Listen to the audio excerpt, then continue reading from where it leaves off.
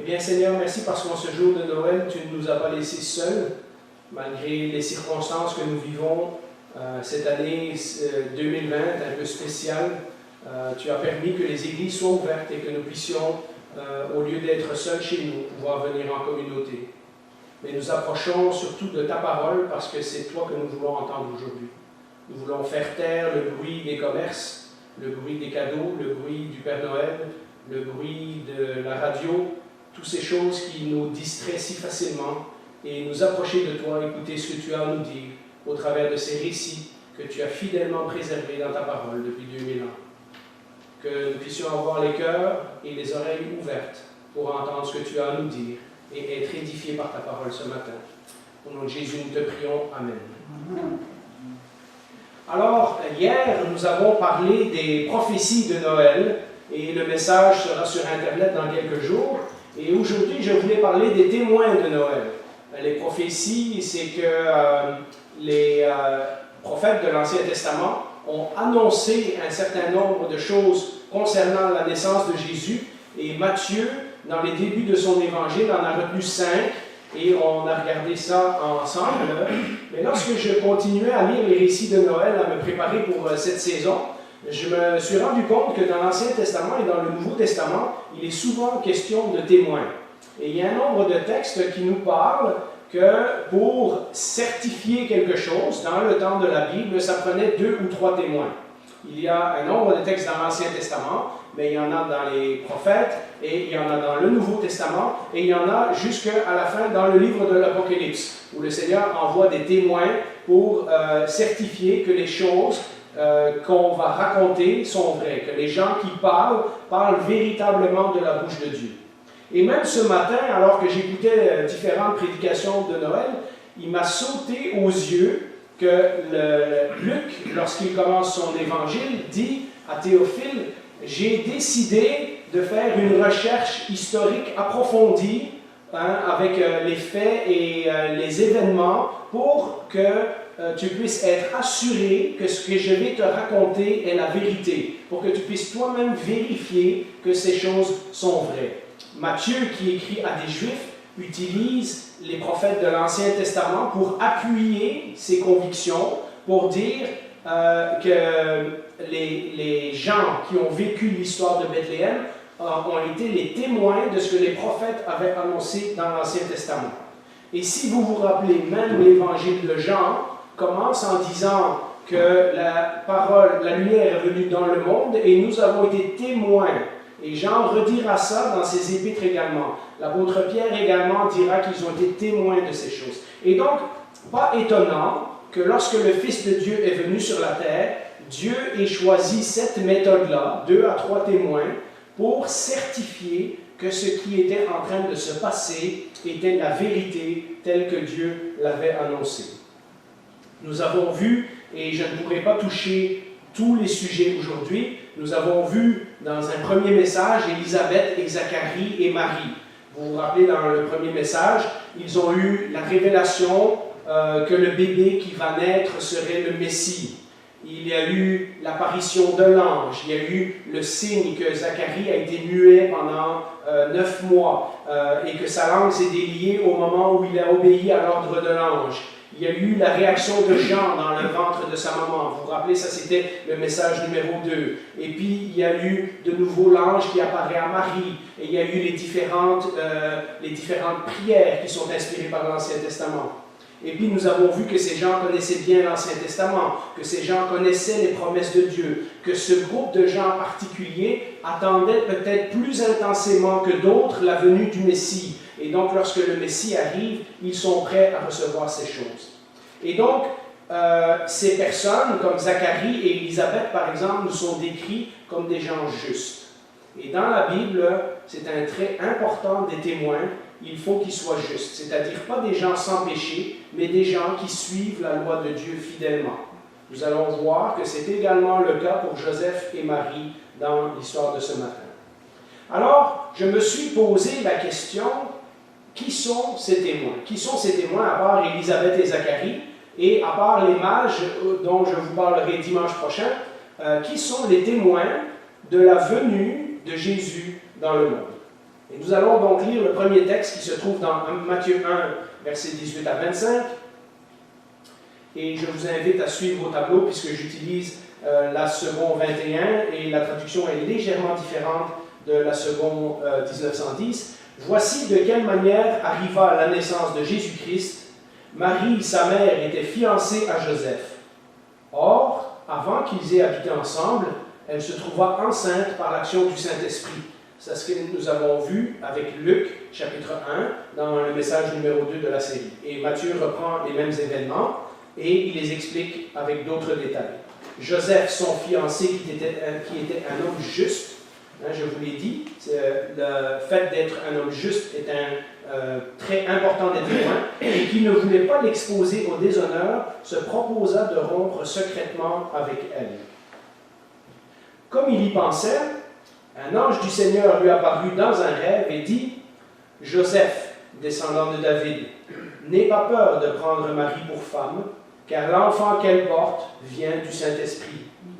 Elle mettra au monde un fils, et tu lui donneras le nom de Jésus, car c'est lui qui sauvera son peuple de ses péchés. Tout cela arriva afin que s'accomplisse ce que le Seigneur avait annoncé par le prophète. » Et on continue au verset 23. « La Vierge sera enceinte, elle mettra au monde un fils, et on l'appellera Emmanuel, ce qui signifie Dieu avec nous. » À son réveil, Joseph fit ce que l'ange du Seigneur lui avait ordonné, et il prit sa femme chez lui. Mais il n'eut pas de relation conjugale avec elle, jusqu'à ce qu'elle ait mis au monde un fils premier-né, auquel il donna le nom de Jésus.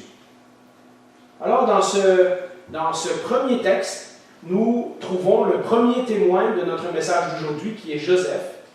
Et nous apprenons, vous le connaissez déjà, mais c'est bien de se rappeler ces choses-là, nous apprenons que Joseph n'est pas le véritable père de Jésus.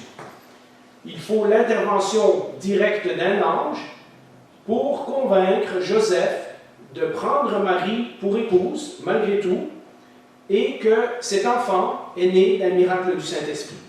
Et nous voyons que Joseph obéit, et que Joseph suit les directives de l'ange.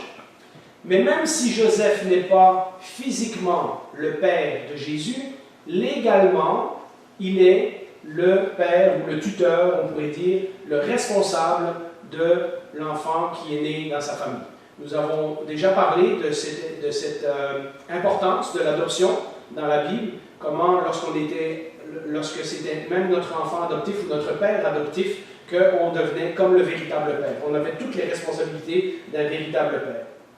Le Fils de Dieu, en d'autres mots, a été mis sous sa responsabilité. Et Joseph accepte ce rôle avec obéissance.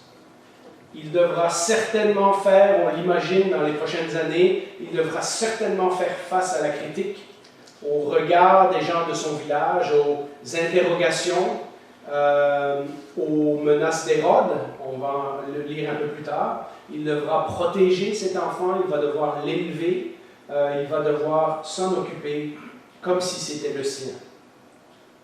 Et ce qu'on remarque chez ce témoin, chez Joseph, c'est que dès la naissance, il obéit à tout ce que l'ange lui dit. Il fait exactement comme l'ange lui suggère. Il lui donne le nom de Jésus. En fait, si vous relisez l'histoire, et c'est pour ça que je vous encourage depuis plusieurs semaines à relire et à relire et à relire les histoires de Matthieu 1 et 2 et Luc 1 et 2, parce qu'à chaque fois qu'on les relit, on découvre des nouveaux détails. Vous remarquerez que Joseph a eu 5 apparitions d'un ange. Et aucune des fois, on entend les paroles de Joseph. Nulle part, il nous est rapporté ce que Joseph a dit. Mais les 5 fois, nous savons qu'il a obéi à l'ange. Et ça, c'est un trait important de choisir un témoin. C'est que lorsque la parole de Dieu vous est adressée dans l'Ancien Testament, on obéit. Et donc, on voit Joseph, cet homme juste, qui suit la loi de Dieu fidèlement et qui obéit régulièrement aux paroles de l'ange. Ensuite, nous avons lu dans le texte qu'il y a Marie qui n'a jamais eu de relation avec un homme, mais pourtant elle est enceinte. Une mère jeune, vierge, qui n'a pas connu d'homme, et qui pourtant est enceinte, est une impossibilité physique. Et pourtant, elle porte dans son ventre un enfant et elle ne peut pas s'empêcher de voir que ce que Dieu a dit est la vérité. Hein, le bébé qu'elle porte dans son ventre est un miracle et elle le sait. Elle est aussi considérée comme un des témoins. N'oubliez pas que lorsque Matthieu et Luc écrivent leurs évangiles, Marie est encore vivante. Et donc les gens auraient pu simplement aller vérifier avec Marie que c'est véritablement comme ça que ça s'est passé. Et donc, si vous voulez, Matthieu, Luc, Marie, Joseph, tous ces gens-là, en disant qu'ils sont témoins de ces choses-là, mettent leur réputation en jeu en tant que témoins, en disant, oui, nous certifions que c'est comme ça que ça s'est passé, que l'ange nous est apparu, que nous avons obéi aux paroles de l'ange, qu'il est vraiment arrivé ces choses-là. Et vous savez ce que l'Ancien Testament dit sur les faux témoins, ils devaient être mis à mort, etc. Et donc, pour des Juifs pratiquants, pour des Juifs justes, pour des Juifs pieux comme eux, nous pouvons mal imaginer qu'ils auraient monté cette histoire de toutes pièces. Cette conception surnaturelle, puisque ça nous dit que Marie a été enceinte par la vertu du Saint-Esprit, démontre cependant aussi une naissance naturelle. Dans le reste du récit, nous ne voyons pas que Jésus est né différemment de n'importe quel autre enfant. Hein, il est sorti du ventre de sa mère comme n'importe quel bébé sort du ventre de sa maman. Et donc il y a dans Jésus ces deux côtés, la naissance surnaturelle, mais en même temps le fils de Marie, biologiquement parlant. Donc cette nature divine et cette nature humaine, toutes les deux dans la même personne. Elle se décrit en plus d'être considérée comme juste, et dans le dernier message, nous allons voir que Joseph et Marie obéissent à la loi de Dieu tout le temps. Mais aujourd'hui, je me permets de noter que Luc nous a présenté cette Marie comme la servante du Seigneur. Lorsque l'ange lui apparaît, elle dit « Qu'il me soit fait selon ta parole, je suis la servante du Seigneur ». Et donc, nous avons ici un autre témoin. Ce que nous avons vu et ce que nous verrons dans les prochains messages, c'est que Marie et Joseph, comme tous les autres d'ailleurs, font preuve d'obéissance. Lorsqu'ils reçoivent la révélation de Dieu, lorsqu'ils reçoivent l'explication de ce qui est en train de se passer, leur réponse est une réponse d'obéissance à la parole de Dieu. Luc nous montre aussi que Jésus vient dans un monde qui n'a pas beaucoup changé depuis 2000 ans. C'est l'histoire des bergers qui nous raconte tout ça. Jésus n'est pas venu à la façon Walt Disney. Jésus n'est pas venu d'une façon magique. Jésus est venu une nuit de Noël dans un petit village à Bethléem, et les bergers sont les prochains témoins. Les bergers sont les premiers témoins hors de la famille de Jésus, hein, puisque Zacharie et Élisabeth sont cousins, et puis il y a Marie et Joseph. Mais les bergers sont les premiers témoins hors de la famille qui assistent à la naissance de Jésus. Et nous trouvons leur histoire dans Luc chapitre 2, les versets 8 à 14, que je vais vous lire. Donc à partir du verset 8, il y avait dans la même région, donc dans la région de Bethléem, des bergers qui passaient la nuit dans les champs pour y garder leurs troupeaux. Un ange du Seigneur leur apparut, et la gloire du Seigneur resplendit autour d'eux, et ils furent saisis d'une grande frayeur. Mais l'ange leur dit, « N'ayez pas peur, car je vous annonce une bonne nouvelle, qui sera une source de grande joie pour tout le peuple. » À partir du verset 11, « Aujourd'hui, dans la ville de David, il vous est né un sauveur, qui est le Messie, le Seigneur. » Donc l'ange qualifie qui est ce sauveur. « Voici à quel signe vous le reconnaîtrez, vous trouverez un nouveau-né enveloppé de langes et couché dans une mangeoire. » Et tout à coup, donc d'abord ils ont vu un ange et la gloire de Dieu, et maintenant, tout à coup, une foule d'anges de l'armée céleste se joignit à l'ange. Ils adressaient des louanges à Dieu et disaient « Gloire à Dieu dans les lieux très hauts, paix sur la terre et bienveillance parmi les hommes. » Et donc, nous avons ces deuxièmes témoins qui sont des bergers. Et de nouveau, comme on a vu hier avec les prophéties de Matthieu, si Matthieu avait voulu inventer une histoire plausible, il aurait choisi des prophéties plus claires que celles qu'il a choisies là. Eh bien, on pourrait dire de la même façon, si Luc avait voulu inventer des témoins, il aurait choisi quelqu'un d'autre que des bergers. Parce que les bergers sont considérés très bas dans la classe sociale en Israël à cette époque-là. Ils ne sont pas bien vus. C'est un travail de pauvre, c'est un travail où on est avec le bétail tout le temps, donc on ne sent pas bon. C'est un travail où souvent on n'est même pas propriétaire de son propre troupeau. On est engagé comme serviteur pour s'occuper du troupeau de quelqu'un qui est plus riche que nous. Et donc souvent ces bergers, c'était des gens qui étaient mal vus dans les classes sociales. Mais du même coup, on a ces bergers qui sont dans les champs. Ça dit l'éveil de la nuit. Vous avez peut-être déjà entendu des gens qui font des objections en disant en Israël, on ne sort pas les moutons la nuit, qu'est-ce que c'est cette histoire? Mais l'éveil de la nuit, ça pourrait dire simplement de bonne heure le matin. Mais il semble qu'à Bethléem, puisqu'on est à une dizaine de kilomètres de Jérusalem, il semble que dans les champs de Bethléem, ça soit l'endroit où on gardait les troupeaux de moutons qui étaient destinés pour le sacrifice au temple. Et donc, ces moutons devaient être gardés 24 heures sur 24. Il fallait les surveiller de façon particulière parce qu'il fallait que ce soit des moutons qui ne soient ni blessés, ni sales, ni ces choses-là. Et donc, il est probable que ces bergers sont simplement des bergers qui sont engagés par le temple.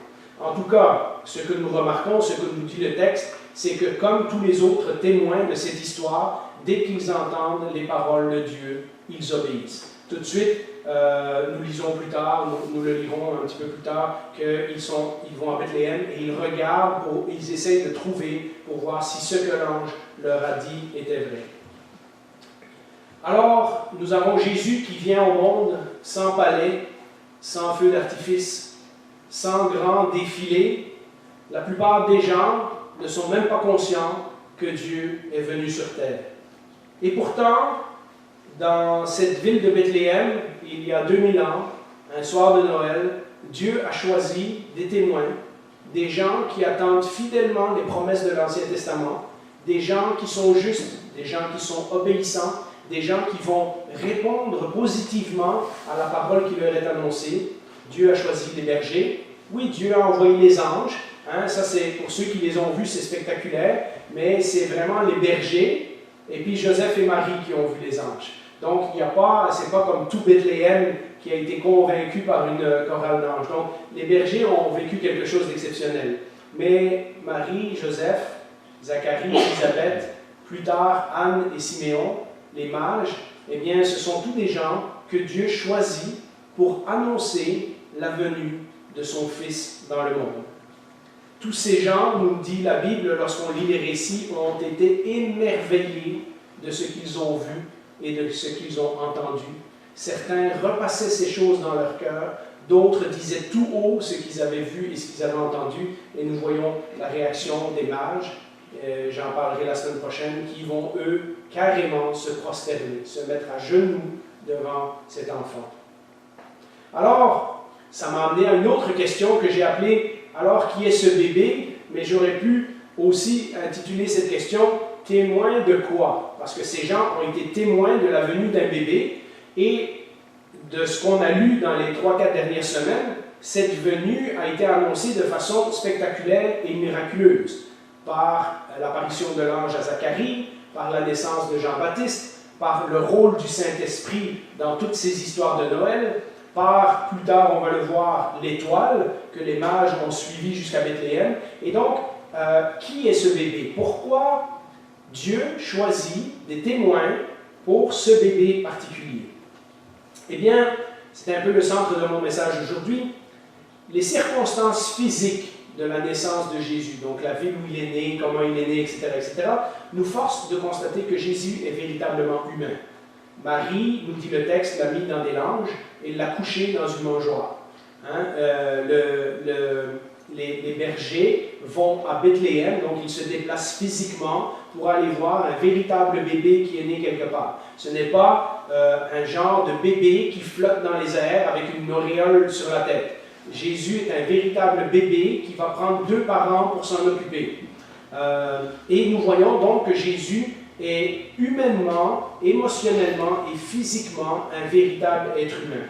Plus tard, dans Luc 2, à la fin du chapitre de Luc 2, ça nous dira que Jésus grandissait en stature et en sagesse, c'est-à-dire qu'il grandissait physiquement et il grandissait aussi en maturité. Et donc la Bible prend beaucoup de soin à nous préciser que Jésus, dans un certain sens, était un véritable homme comme nous. Les évangiles nous racontent qu'il a dû passer par toutes les étapes de la vie que nous passons. Alors pensez-y, le Créateur de l'univers a été fatigué, comme nous. Le pain de vie a eu faim. Celui qui connaissait la gloire du ciel a pleuré et s'est réjoui. Celui qui se faisait servir par les anges a servi dans un atelier à Nazareth. Celui qui était la sagesse même a discuté avec des maîtres de la loi dans le temple. Celui qui est le chemin a marché en sandales dans des rocailles. Celui qui était l'eau de vie a demandé à boire à la Samaritaine. Celui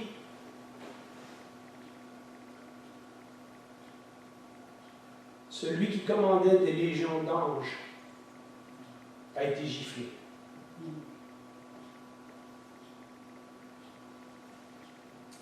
Celui qui était pur a été chargé de nos péchés. Celui qui était la vie a dû mourir. Voilà ce que Matthieu et Luc vont nous présenter dans le reste de leur évangile. Tout cela est très important parce que ça nous montre que Jésus est capable de comprendre toutes les conditions de la nature humaine telles que nous la vivons aujourd'hui. En tant que sauveur du monde, il n'a pas sauvé le monde à distance, mais il est venu s'impliquer dans l'humanité pour comprendre ce que nous vivons régulièrement. Sa compassion, donc, est réelle et non pas imaginaire, parce qu'il a ressenti tout ce que nous avons ressenti. La Bible nous dit dans Hébreux 2,18, en effet, comme il a souffert lui-même lorsqu'il a été tenté, il peut secourir ceux qui sont tentés. Et vous connaissez probablement Hébreux 4,15 qui nous dit qu'il a été tenté en toutes choses comme nous, mais sans commettre de péché. Et voilà pourquoi c'est important de se rendre compte dans cette histoire de Noël que Jésus n'est pas juste tombé du ciel, mais que Jésus était un véritable homme qui a vécu et ressenti les choses comme nous. Mais en même temps, nous ne pouvons pas nous empêcher, en regardant ce récit de Noël, de nous rendre compte que le miracle est partout. Autant la naissance de Jean-Baptiste, la réaction du bébé dans le ventre d'Élisabeth, les mages qui sont conduits à Bethléem par une étoile extraordinaire, les anges qui apparaissent au berger, le Saint-Esprit qui inspire des prophéties et des promesses à différentes personnes, et nous le verrons dans le dernier message, même à Anne et à Siméon dans le temple, plusieurs semaines après la naissance de Jésus. Toutes ces circonstances nous montrent que Jésus est également un être divin. Et voilà pourquoi Dieu choisit des témoins, parce qu'il veut nous montrer que dans la personne de Jésus, il y a un être humain et il y a un être divin, et il est important qu'il y ait des témoins pour confirmer ces événements. Autant il possède toutes les caractéristiques d'un homme, toutes les caractéristiques de la nature humaine, de même, nous lirons dans le reste des évangiles qu'il possède toutes les caractéristiques qui sont propres au Fils de Dieu. Dans le reste de l'évangile, Jésus va nous montrer sa puissance sur la nature, sa puissance sur les maladies, sa puissance sur les démons et même sa puissance sur la mort. Mais il montrera aussi sa communion et son intimité parfaite avec Dieu. Lorsqu'il va prier avec le Seigneur régulièrement, lorsqu'il va nous enseigner à dire « Notre Père » et toutes ces choses-là. Quand nous parcourons les évangiles, donc, parallèlement à la nature humaine de Jésus, nous trouvons également sa nature divine. Nous voyons qu'il était un bébé et pourtant il est au contrôle de l'univers. Il a 30 ans et pourtant il est éternel. Il était fatigué et pourtant il est tout-puissant puisqu'il va calmer la tempête, il va ressusciter Lazare. Il est mort et pourtant il est ressuscité. Il est retourné au ciel et pourtant il est présent parmi nous. Et ça, c'est le mystère de Jésus, ça c'est la bonne nouvelle incroyable de Jésus, il est tout ça en même temps. De tout ce que Jésus a fait, a été fait de façon à ce que nous ne puissions pas séparer sa nature humaine et sa nature divine. Alors, si Jésus était né d'une mère, n'était pas né d'une mère humaine, si Jésus, en plus du miracle du Saint-Esprit, n'était pas né dans le ventre de Marie, nous aurions pu croire que Jésus n'est pas tout à fait comme nous. Et donc, nous aurions pu trouver des excuses en disant « Oui, mais Jésus ne peut pas comprendre parce que lui, il est né d'un miracle, il n'est pas comme nous, etc. » Mais en étant, le récit nous dit, en étant né de Marie, cela nous prouve qu'il était un véritable bébé comme chacun d'entre nous. Mais s'il était né de deux parents humains, de Marie et de Joseph, alors les gens auraient eu l'autre excuse et dire ben, il ne peut pas vraiment être le Fils de Dieu parce qu'il est né comme nous, d'un père et d'une mère, et donc il a été conçu dans le péché. Il ne pourrait pas être divin puisqu'il aurait exactement la même nature que nous. Et Dieu, dans sa sagesse parfaite, a décidé qu'il allait faire les deux choses en même temps. Une naissance humaine, mais en même temps une naissance spectaculaire. Et dans cet événement, il a fourni les témoins pour confirmer que ce qui était arrivé était vrai. Alors nous passons au texte que je vous avais dit qu'on allait lire tantôt, dans Luc chapitre 2, versets 15 à 20, et nous voyons ensuite la réaction des bergers. Lorsque les anges les eurent quittés pour retourner au ciel, les bergers se dirent les uns aux autres, « Allons jusqu'à Bethléem pour voir ce qui est arrivé, ce que le Seigneur nous a fait connaître. » Donc, ce n'est pas pour voir si, mais pour voir ce que le Seigneur vient de nous dire. Hein. Ils se dépêchèrent d'y aller et ils trouvèrent Marie et Joseph, ainsi que le nouveau-né couché dans la mangeoire. Vous vous rappelez, l'ange leur a dit que c'est comme ça qu'ils allaient le reconnaître. Après l'avoir vu, ils racontèrent ce qui leur avait été dit au sujet de ce petit enfant. Donc on imagine, les bergers expliquent à Joseph et Marie que des anges viennent de leur apparaître et qui leur ont dit « Allez à Bethléem et voilà ce que vous allez trouver. » Et donc ils racontent d'abord ça à Joseph et Marie. Et tous ceux qui entendirent les bergers furent étonnés de ce qu'ils leur disaient. Marie gardait le souvenir de tout cela et le méditait dans son cœur. Puis les bergers repartirent en célébrant la gloire de Dieu et en lui adressant des louanges à cause de tout ce qu'ils avaient vu et entendu, et vu, et qui était conforme à ce qui leur avait été annoncé. Donc nous voyons, en plus de raconter ce qui leur est apparu, ensuite de ça, ils sont exubérants de joie, et on imagine que les gens du coin ont entendu parler de ce qui était arrivé. Et ce qu'ils ont vu, comme tous les autres témoins, c'est le Fils du Dieu vivant. C'est le Fils unique de Dieu qui est venu partager la nature, la fragilité, la vulnérabilité des êtres humains. C'est la promesse de Genèse chapitre 3. C'est le plan de Dieu choisi de toute éternité. Ce n'est pas que Dieu a recommencé avec une autre race, qui s'est débarrassé des humains et qu'il a choisi autre chose. Ce n'est pas non plus que Dieu a choisi de sauver le monde sans impliquer la nature humaine. C'est que Dieu a accompli son salut en devenant lui-même un de nous. L'Apocalypse, chapitre 21, nous dit qu'un jour, il vivra parmi nous. Pensez-y, le Créateur de l'univers, qui non seulement est venu comme un bébé dans la crèche pour notre salut, mais qui, dans Apocalypse 21, nous dit qu'un jour, il va descendre, vivre au milieu de son peuple. Dieu choisit de partager l'éternité avec nous. C'est incroyable. Le ciel et la terre, comme le dit le chant qu'on a écouté au début, le ciel et la terre unis pour toujours dans un enfant. C'est exactement le message de la bonne nouvelle. Voyez-vous, en conclusion, ce Dieu extraordinaire de puissance qui nous est présenté dans tout l'Ancien Testament et jusqu'à la naissance de Jésus, avec tous ces miracles qu'on a vus dans les derniers jours, mais ce Dieu également extraordinaire en amour, n'a pas simplement envoyé un message, il ne nous a pas juste envoyé une Bible en disant « voilà, je t'aime, fais-moi confiance ». Il n'a pas envoyé juste un messager, genre un prophète, pour nous dire « Dieu m'a dit qu'il vous aime ». Dieu est venu personnellement dans le monde pour nous parler de lui-même, pour nous dire lui-même qu'il nous aimait et qu'il nous avait choisis. Il a choisi de venir en personne pour démontrer son amour. Et vous savez comment cet amour finira sur la croix du Calvaire.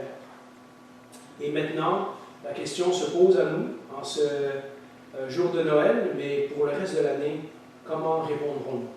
Serons-nous, à notre tour, des témoins de ce que Dieu a fait dans notre vie? Alors, je vous invite à prier.